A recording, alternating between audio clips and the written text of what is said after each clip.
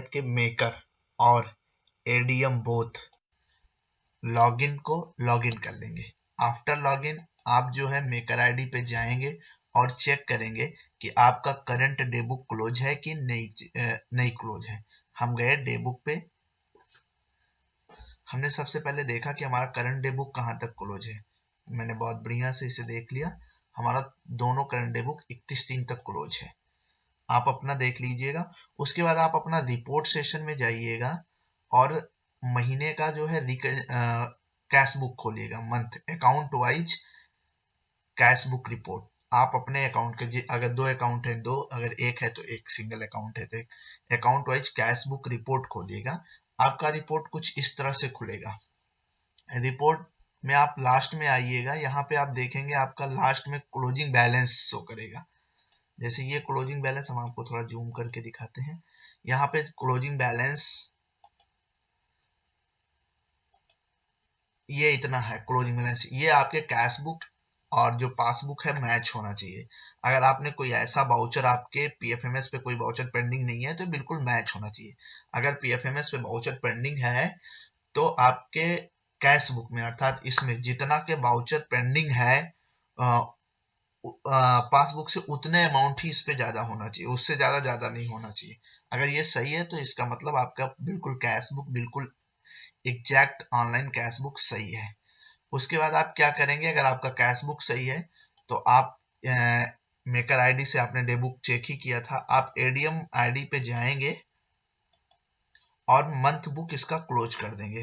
Closing month book, आप last महीने का मंथ बुक क्लोज करेंगे। Just be wait.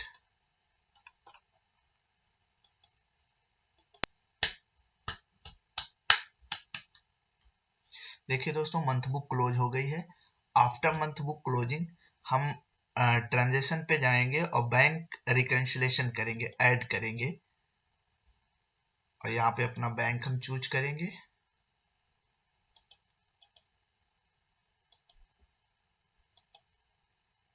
इसमें कोई अकाउंट नहीं, सॉरी।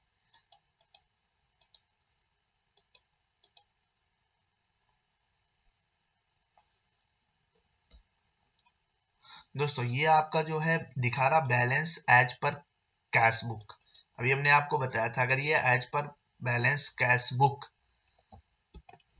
और यहाँ पे दिख रहा है balance at the end of the month as per passbook, passbook के अकॉर्डिंग यहाँ बैलेंस कितना है। मेरा सेम है तो मैं सेम डालूंगा।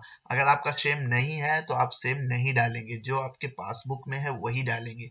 और जो डिफरेंस आएगा उसको आपको रिकंसाइल में नोट आएगा, उस नोट में लिखना होगा कि वो डिफरेंस क्यों आया, वो डिफरेंस क्यों आया। सपोज दैट हम कुछ कम डाल के देखते हैं, हालांकि अभी हमारा सही है फिर भी हम आपको दिखाने के लिए कर रहे हैं।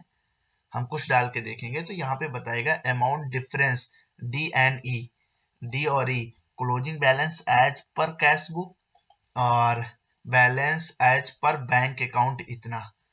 मैंने अकाउंट में इतना दिखाया और कैश बुक में इतना दिखाया तो इतने का डिफरेंस आया। अब ये पूछ रहा डिटेल ऑफ डिफरेंसेज, यहाँ डिफरेंस की डिटेल आपको देनी है। तो दोस्तों आपको वही डिटेल की डिफरेंस देनी है जो है। जैसे आपने कोई 30, 31 या 29 में कोई वाउचर फीड किया और पीएफएमएस से भी पेमेंट नहीं हुआ तो उसका बैलेंस, एक्स्ट्रा बैलेंस आपके उसमें शो होगा और आपके कैश बुक में बैलेंस कम हो जाएगा। तो यहाँ प्लस में जो यहाँ दिख रहा है बैलेंस, वहां पे आपको माइनस में दिखेगा। तो जब माइनस में दिखेगा तो उसका डिफरेंसेज का यहाँ पे आपको डालना होगा कि some voucher pending at PFMS. आपको यहाँ लिखना होगा सम वाउचर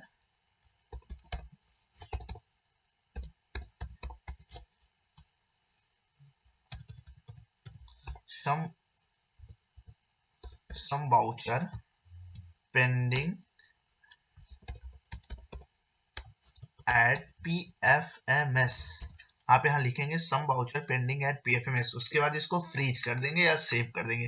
लेकिन मेरा चूंकि सही है और यहाँ पे मैंने आपको दिखाने के लिए गलत डाला, इसलिए हम इसे क्लोज करते हैं और अपना एग्जैक्ट डाल के हम क्लोज करते हैं। अगर आपके साथ वो प्रॉब्लम है तो उसे आप इस तरह से करिएगा। हम ऐड पे जाएंगे, बैंक पे जाते हैं, हम वही प्रक्रिया फिर से दोहराते हैं, अपना बैंक चुनते हैं,